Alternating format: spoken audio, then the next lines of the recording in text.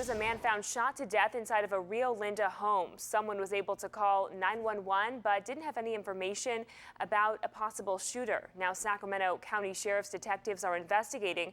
Fox 40's Doug Johnson joins us live from Rio Linda with the latest. Doug. Ali, if you take a look behind me here, this is the home that police have been looking at. This is where that body was discovered. Detectives have been in and out of here for most of the day collecting evidence, but they hope neighbors might give them a little bit more to work with.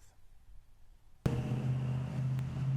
911 call came in around 2 a.m. The caller indicated that there was some gunshots fired and there was a victim there who had been shot. That victim was a 41-year-old man who had been staying at this home on E Street in Rio Linda.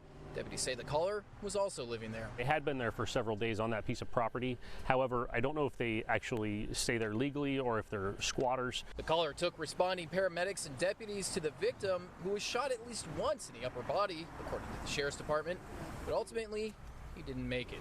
Meanwhile, the caller has given detectives little to go off of, providing few details about the shooter. But the department stopped short of calling him a suspect. You know, at this point, we're not sure his involvement. We are looking at all aspects. We're talking to him. Our detectives are talking to him right now as we speak. So far, it's my understanding he's been cooperative. That lack of a suspect description has detectives hoping someone else in the neighborhood of E and 16th Street saw or heard something. If there's any other witnesses out there that may have seen something, may have heard something, may have heard an argument, or may have heard additional gunshots, just to help us kind of narrow down the timeline, that would be very helpful.